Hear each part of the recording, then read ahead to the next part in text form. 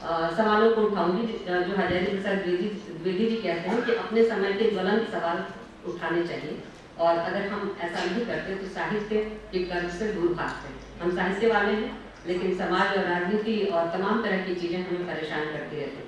तो ये जो ज्वलंत सवाल है, आखिर हम आज के समय में पीछे मुड़कर भक्ति काल को देखते हैं, भक्ति लिटरेचर को पढ़ते हैं, तो लिटरेचर, भक्ति का लिटरेचर एक है, और भक्ति आंदोलन जो सामाजिक और राजनीतिक परिप्रेक्ष्य से पैदा हुआ, जिसका बाय प्रोडक्ट लिटरेचर था, वह ये दो चीज़ें हैं। दोनों को एक तरह से घालमेल करके हमने अभी तक देखने की रीति पैदा कर ली, और इस कारण बहुत सारे कंफ्यूजन भी हैं। बहरहाल मैं जो बात आपसे कहना चाहती हूँ कि अगर मैं भक्ति काल के संदर्भ से कुछ दो चीज़ों को कम से कम आपके सामने रखना चाहूँ, जिसकी वजह से मुझे भक्ति काल के पास बार बार जाना चाहिए, बार बार उस समय के साहित्य को पलटना चाहिए, तो वह उन दो बिंदुओं में पहला जो बिंदु है वह सांस्कृतिक सहमेल का है, जिसकी चर्चा अभी तक नहीं हुई है। ध्यान रखिएगा कि भक्ति काल के कवि, रचनाकार जिस समय लिख रहे थे, विचारक जिस समय अपने प्रवचन कर रहे थे, सिद्धांत गढ़ रहे थे, ये वही समय था जब भारत में तुर्क शासन था, और तुर्क शासकों के साथ साथ दक्षिण भारत में महत्वपूर्ण बादशाह हुए कुली कुतुब शाह, और इनका समय और सूरदास का समय लगभग एक ही है। सूरसागर की जो पहली प्रति मिली और उस पर जो समय लिखा हुआ है और कुली कुतुब शाह का जो समय है वो लगभग समान है। और हमें ये देखना चाहिए कि रानी भागवती से विवाह करने वाले कुली कुतुब शाह जितनी अच्छी कविताएं और गज़ल लिखते हैं, उसमें हिंदू धर्म, रवायतें, संस्कार इत्यादि के शब्द सहजता से चले आते हैं। यानी एक नई भक्तिकाल ने यह काम तो किया कि उसने बोलियों को उस अस्मिता प्रदान की, इसमें कोई संदेह नहीं। तमाम तरह की बोलियां भक्तिकाल में मजबूत हुई और उनका साहित्य समृद्ध हुआ, लेकिन हिंदी के लिए भी उसने एक पृष्ठभूमि तैयार की थी, और ये वैसी हिंदी थी जो दो धर्म और संस्कृतियों का सम्मिलित रूप थी, जो दो तरह की सारी संस्कृतियाँ थी, उसका एक सहमेल था।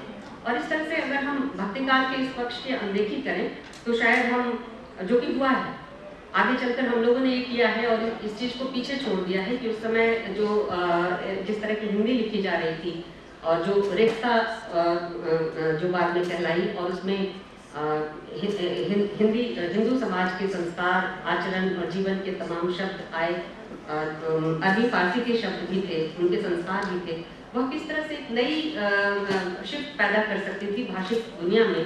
लेकिन वह शिफ्ट कहाँ और कैसे रुक गई, क्यों वो थम गई, हमें इस पर सोचना चाहिए। दूसरी जो चीज़ है कि अगर हम भक्तिकाल के संदर्भ में हमने यहाँ 3 विषय रखे हैं, एक तो चरित्र आख्यान, दूसरा मानवतावाद और तीसरा जातिवाद। भक्तिकाल के संदर्भ में जितनी भी बातें होती हैं, अमूमन हम उसे या तो जाति के रेफरेंस से पढ़ने की कोशिश करते हैं, समझने की कोशिश करते हैं, या फिर हम कहते हैं कि भक्तिकाल का एक अखिल मानवतावादी पक्ष था और जिसने सारी चीज़ों के ऊपर विजय प्राप्त की, और इस तरह से बहुत सारे उसके अंदर के जो अंतर विरोध हैं उसको छोड़ देते हैं। हम वहाँ डिवीज़न में दाखिल हो जाते हैं, सगुन निर्गुण के झगड़े में दाखिल होते हैं, और भक्तिकाल का ये विभाजन साहित्य इतिहास में भी है, और यही पढ़ने का एक तरीका हमने तय कर लिया। जबकि अगर हमें आज के संदर्भ में बात करनी होगी तो हम भक्तिकाल का जो जेंडर पक्ष है उसके बगैर भक्तिकाल में बात करें तो बहुत सारी चीज़ें छूट जाती हैं। भक्तिकाल का अगर वो सच के उद्घाटन का क्षेत्र है, जैसा कि हम जानते हैं कि एक तत्व होता है, एक सत्य होता है। तत्व ज्ञान का क्षेत्र है और सत्य प्रेम का क्षेत्र है। और भक्तिकाल अगर प्रेम पर जोर देता है तो प्रेम के सबसे बड़े एक्सपोनेंट महिलाएं थी। महिलाओं को पीछे करके और उनके लिखे पर बात न करके अगर हम भक्तिकाल की व्याख्या करें तो वह भक्तिकाल का सही परिप्रेक्ष्य हमारे सामने नहीं रखेगी। हमने भक्तिकाल के तमाम जितने विद्वानों को पढ़ा है, जिन लोगों ने चाहे इतिहास के पक्ष से, चाहे साहित्य के पक्ष से या राजनीति के पक्ष से बातें रखी हैं, उन्होंने एक चीज़ मिस किया है कि भक्तिकाल का जो पितृसत्ता के प्रति रवैया था उसको उन्होंने या तो फर्श के नीचे खिसका दिया है या उस पर लगभग बात नहीं की है। पितृसत्ता के खिलाफ भक्तिकाल का न तो लेखक कवि बोलता है, न हमारे आलोचक बोलते हैं, सभी इस पर चुप हैं। और यही वो चीज़ है जहाँ भक्तिकाल में स्त्री के प्रति जिस तरह के रुझान व्यक्त किए गए थे, वह रुझान आज भी चला आता है और संगत नजर आता है। वो कुछ भी हमें असहज या असंगत नहीं लगता। ये एक बड़ी आयरनी है भक्तिकाल के संदर्भ में, जबकि हम देखें कि हमारा आलोचक यह तो पहचान लेता है कि परिवार उस समय परिवार के भीतर रहकर जीवन यापन करना वैरागी की तुलना में ज्यादा कठिन था। ये मेरे शब्द नहीं है, ये हजारी प्रसाद द्विवेदी के शब्द हैं, जो सूरदास के संदर्भ में उन्होंने कहा कि परिवार के भीतर रहकर जीवन यापन करना परिवार के बाहर वैरागी लेकर जीवन यापन करने की तुलना से ज्यादा कठिन है। जाहिर है वो सूरदास के संदर्भ में ये बातें कह रहे हैं, एक पुरुष रचनाकार के संदर्भ में ये बात कह रहे हैं, लेकिन जब स्त्री रचनाकार के संदर्भ में हम इसी बात को रखें तो ये और कठिन स्थिति पैदा करती है और ज्यादा बड़ी चुनौतियां हैं स्त्री रचनाकार के समक्ष। स्त्रियां भक्ति में बड़ी संख्या में स्त्रियां भक्ति के पैराडाइम में दाखिल होती हैं, लेकिन उनके लेखन उनकी रचनाओं पर हम कम से कम बात करते हैं। कबीर की समकालीन कई कवित्रियां थी जो निर्गुण भक्ति शाखा में रही, सगुण भक्ति शाखा में भी रही। भक्तिकाल एक साथ कई तरह के पैराडाइम तोड़ता है। ये भी देखिए कि भक्तिकाल में ऐसी कम से कम 2 प्रत्यक्ष लेखिकाओं रचनाकारों या कवित्रियों की चर्चा है और वो उनका लिखा मौजूद है जो इस मिथ को तोड़ती हैं कि 2 लेखक या पति पत्नी साथ नहीं लिख सकते। इंदिरामती एक कवित्री हैं, उन्होंने अपने पति के साथ 12 किताबें लिखी और ये मिलती हैं। इसी तरह से शेख और आलम की जोड़ी प्रसिद्ध है और उन्होंने आलम के लिए संयुक्त लेखन माना जाता है। तो भक्तिकाल कई तरह के पैराडाइम्स तोड़ता है और यह मिथ भी तोड़ता है कि स्त्रियां पढ़ती नहीं थी या स्त्रियां जो है वो उनका कार्यक्षेत्र केवल घर था। लेकिन इस तरह से विचार के क्षेत्र में लगातार इस चीज को इम्पोज करना कि स्त्रियों का कार्यक्षेत्र घर है और घर की चहारदीवारी ही है, बाहर निकलना उनके लिए कठिन चुनौती भरा व्यापार है और इसको नहीं किया जाए वैसे ही में उसमें भी उनकी सुरक्षा है। ये चीज कैसे लगातार दृढ़ बनाई जाती रही है, इसको समझने की जरूरत है। भक्तिकाल में हम एक तरफ तो आप देखिए कि हमारे यहाँ जितने कवि रचनाकार हैं वो जो पुरुष हैं उनका राजे रजवाड़ों से कम संबंध है, रहीम इत्यादि को एक आदमी को छोड़कर। लेकिन जो भक्तिकाल की सबसे बड़ी कवित्री है मीरा, वो स्वयं राजपूतानी घराने की थी, रानी थी। और केवल वही नहीं, कई कवि रानियां हैं जिन्होंने भक्तिकाल के भीतर रहकर अपनी रचनाएं की हैं, उनकी रचनाएं मिलती हैं और उन रचनाओं में उन्होंने घनघोर तौर पर परिवार की आलोचना की।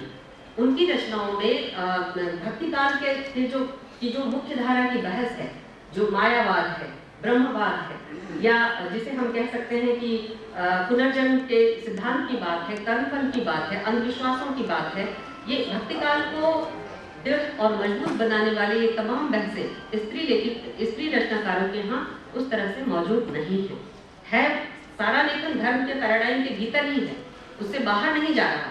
लेकिन वह जिसे आप कहते हैं जबरदस्ती हम हिंदी वाले एक चीज बनाते हैं कि हमने वैकल्पिक समाज भक्तिकाल में ढूंढ लिया। रैदास का भी बेगमपुरा है, तुलसीदास का भी रामराज है और सूरदास का भी एक महारास है और महालीला है, वो एक वैकल्पिक समाज है। लेकिन इन महिलाओं ने किसी वैकल्पिक समाज की बात नहीं की, इन स्त्री कवियों ने किसी वैकल्पिक समाज की बात नहीं की। इसी समाज में रहकर इसी समाज की जो कठोर सच्चाइयां थी, जो उनके अनुभव जनित ज्ञान का हिस्सा था, उसको उन्होंने अपनी रचना का विषय बनाया।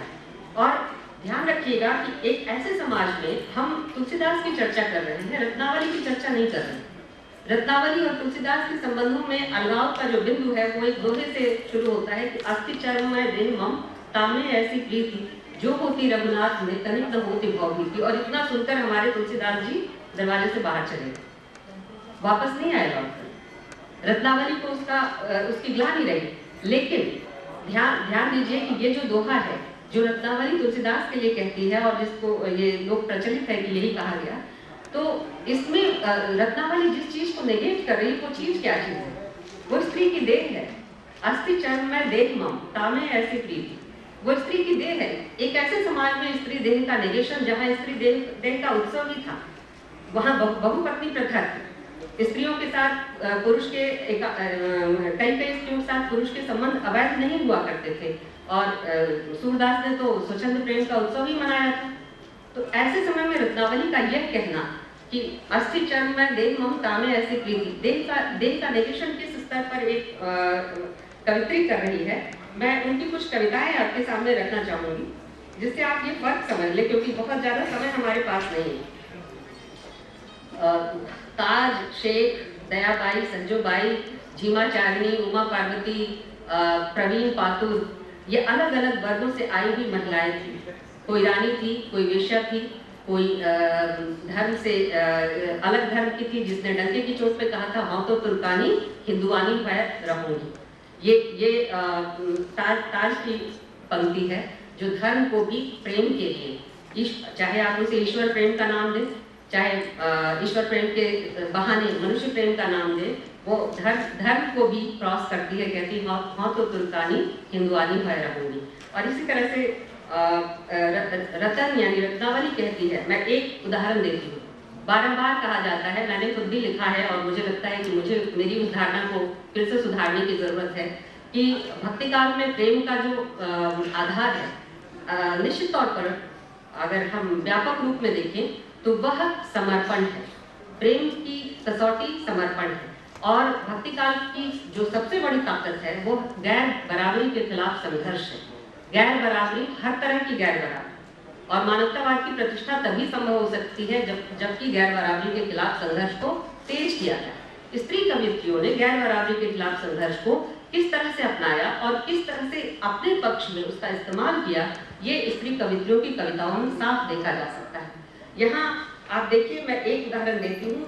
रत्नावली की कविता है, रतन प्रेम डंडी तुला पला जुड़े इकसार। रतन प्रेम डंडी तुला, तुला माने तराजू, प्रेम की डंडी की जो तुला प्रेम की डंडी, तराजू की जो डंडी है वो प्रेम की है, और उसमें दोनों पल्ले इकसार ही तुल सकते हैं, कोई ऊंचा कोई नीचा नहीं होगा।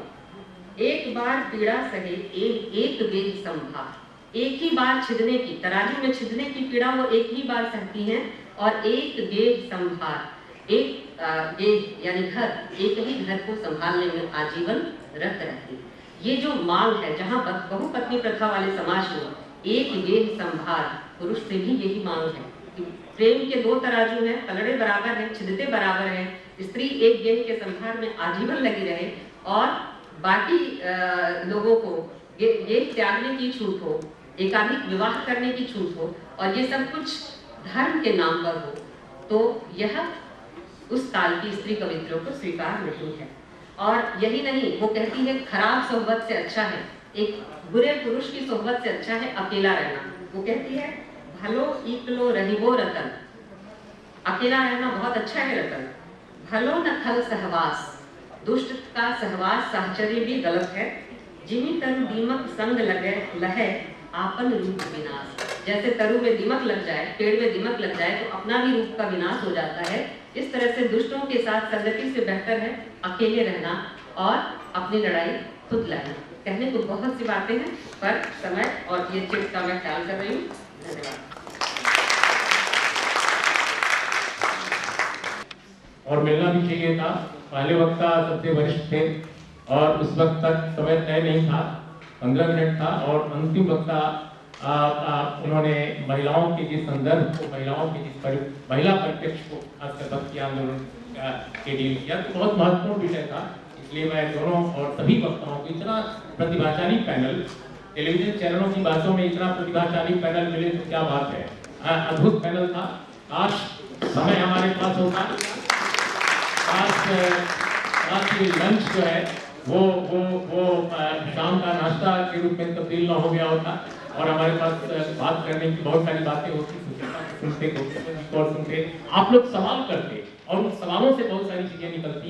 एक बेहतर सेमिनार, बेहतर संगोष्ठी तभी संभव होती है, लेकिन सचमुच सवाल के लिए हमारे पास वक्त नहीं है। मैं जानता हूं कि आप चाहती हैं सवाल उठाना। या please. I don't want to ask a question. I'm not a great scholar, but your question was just for the scholars. asked before or between the panel when somebody was speaking there.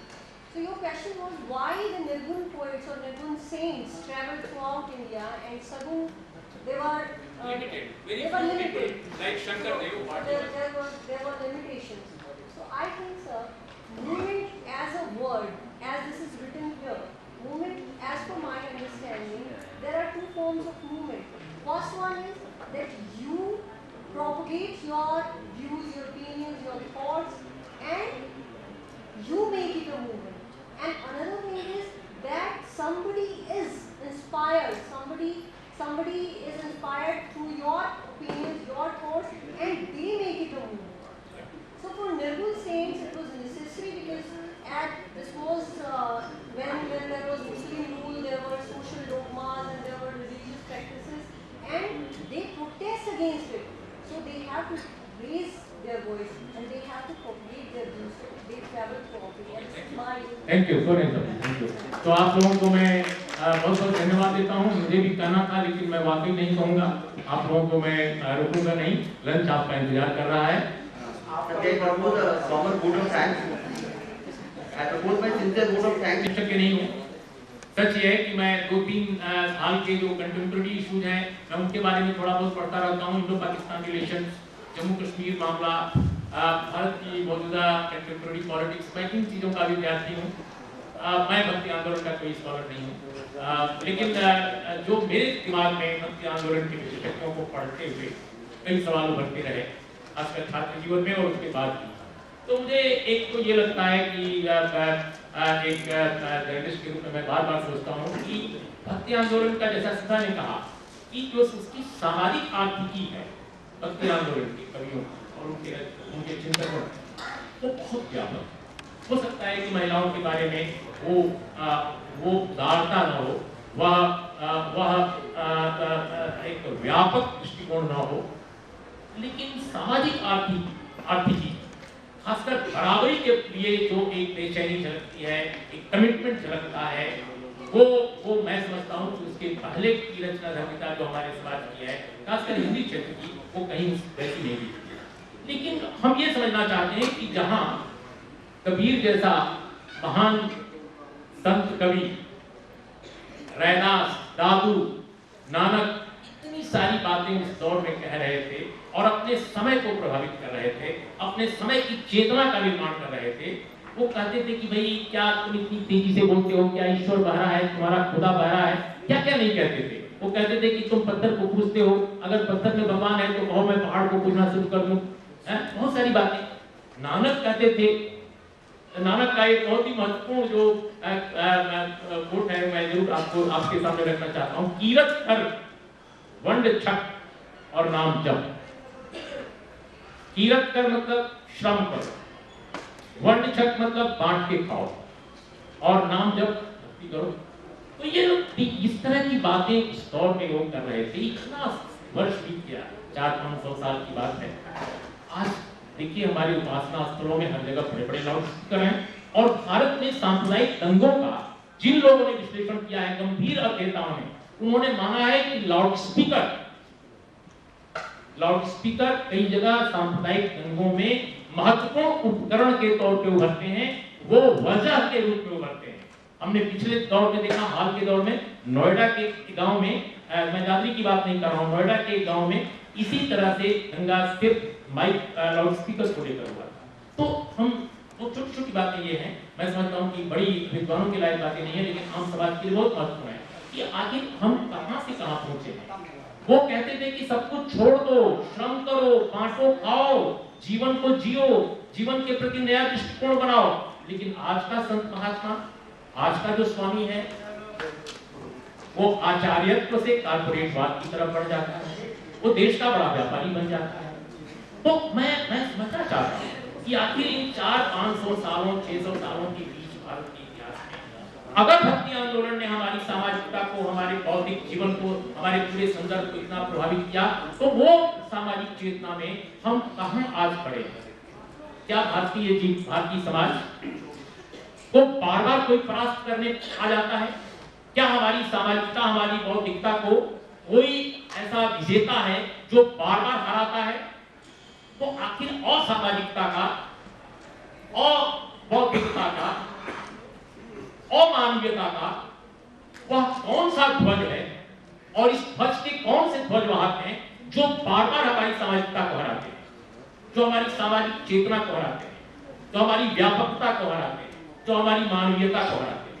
ये एक बड़ा प्रश्न है। भक्ति आंदोलन का महिमा मंडन मैं नहीं कर रहा हूं, लेकिन भक्ति आंदोलन के पक्ष में जो सबसे बड़ी बात है जातियों को तोड़ने की, निचली जातियों से उभरती हुई नई राजनीतिक रचनात्मकता को सामने लाने की, बराबरी के पक्ष की, श्रम की महत्ता। तुलसी की तरह सगुण बहुत सारे कवि हैं जो काम नहीं करते थे, तुलसी को स्वयं ही मान कर खाते थे, वो कहीं मेहनत नहीं करते थे। बहुत सारे और भी कवियों की मैं तुलसी के काव्यात्मकता पर कोई कटाक्ष नहीं कर रहा हूँ, वो महान कवि है। लेकिन सच यह है कि सामाजिक दर्शन और जीवन के क्षेत्र में वो गुरु नानक नहीं है, वो कबीर नहीं है, वो बिल्कुल अलग है। वो मान कर खाते थे, वो श्रम नहीं करते थे, वो जीवन से उस तरह से नहीं अपने को जोड़ते थे जिस तरह नानक या कबीर जोड़ते हैं। लेकिन इस पक्ष के बावजूद अगर भक्ति आंदोलन का या जरूर जिसको आप लोग कहते हैं, अगर इतना बड़ा डोमिनेंट चेतना थी अपने समय की, तो मेरा सवाल वही है बार बार, और आप लोग जरूर इस पर विचार करेंगे, खासकर जो छात्र हैं इस क्षेत्र में काम कर रहे हैं, कि आखिर वो कौन सी शक्ति है जो भारत की हर समय, खासकर आप बुद्धिज्म के समय देखिए, बुद्धिज्म इतना बड़ा वैचारिक क्रांति थी भारत में, उसको परास्त किया गया, और परास्त ही नहीं किया गया, उसका ध्वंस किया गया। तो आखिर इसका ये हमारी सामाजिकता को, हमारी बौद्धिकता को, हमारे विकास की, हमारे समाज को विकास की नई मंजिलों की तरफ ले जाने की जो एक क्रांति बीच में जो होती है, सामाजिक क्रांति, उसको कौन हमेशा परास्त करता है? आखिर वो कौन बड़ी ताकत है? मुझे लगता है यह यक्ष प्रश्न है हम सबके लिए। नमस्कार।